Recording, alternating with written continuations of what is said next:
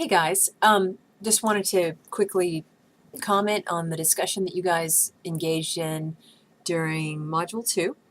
And so I read the PE article as well. I'm not a PE teacher. I've taught Spanish and English, and with varying amounts of technology incorporated in it.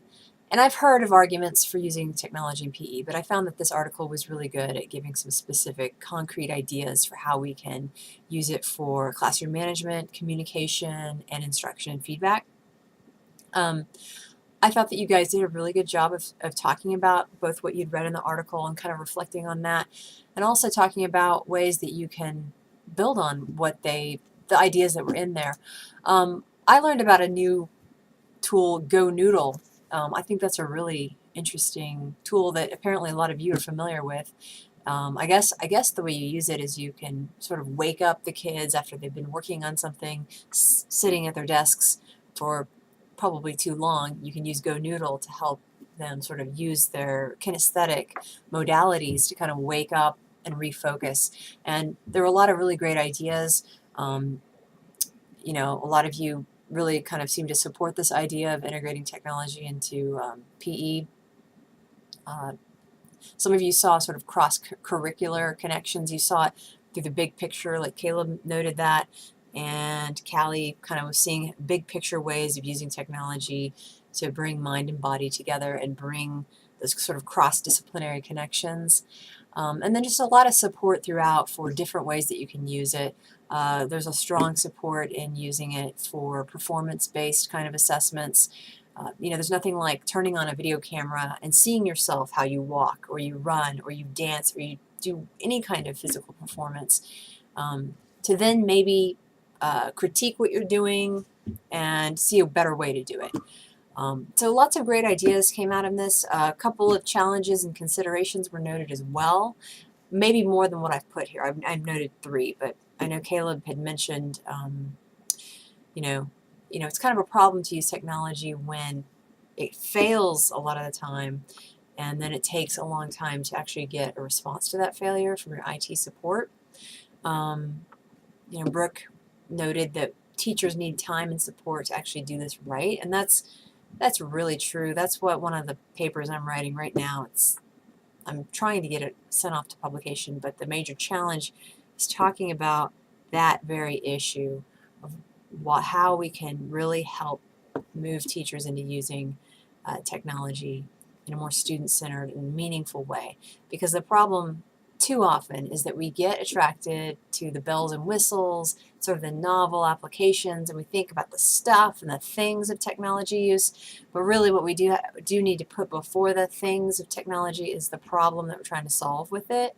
What are those things that we can't do without technology, or we can't really do it as well? Like, technology can enable a better doing of things, better solving of the instructional problems that we have. And so that's what we really have to make sure anytime we introduce it, because it's a lot of hassle, it's a lot of money, a lot of your time. So you want to make sure that your problems that you're trying to solve are important problems, and the technology, that it's worth it to use that technology and introduce that technology in the pursuit of solving those problems.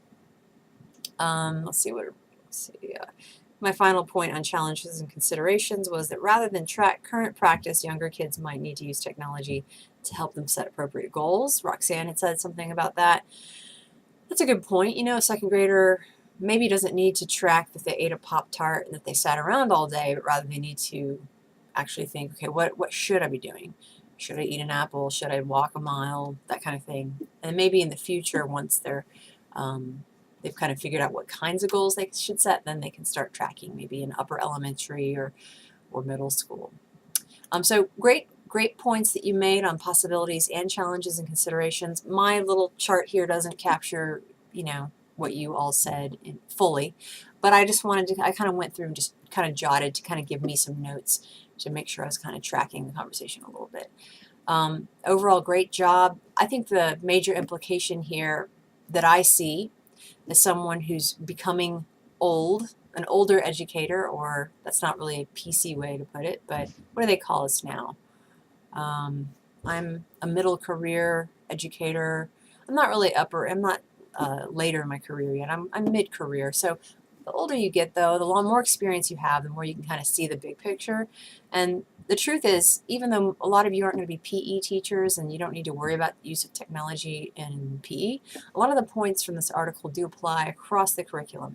If you read an article about technology use in social studies, you'd find some parallels, not in specific technology or apps used or specific problems that you're trying to solve, but in social studies you can use technology for performance-based assessments as well. And that was a point made in this article.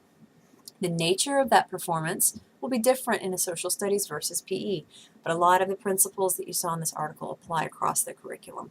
That's one implication, one thing that we can take from it. But the other one is that you are, as you work in schools, in whatever role you're in, you will have the opportunity to serve in sort of leadership roles on committees. Some of you will become counselors in the school. You will become assistant principals, you'll become instructional technology specialists, school library media specialists, curricular specialists at the district level, superintendents possibly. So not all of you will just stay a teacher in the classroom, but even if you do, teachers can have leadership roles as well. And so you will be expected to speak about issues beyond just your classroom. So the sooner you can kind of put your nose into other people's business just a little bit, and that's just called staying informed, the better. And the implication there is that, even though this doesn't apply directly maybe to what you're going to do in your classroom next year or in a couple of years or in your speech language pathology practice, it does help you to stay informed with these issues that are both specific to PE but also generalized across other areas that most of you are going to be working in. All right, nice job, you guys.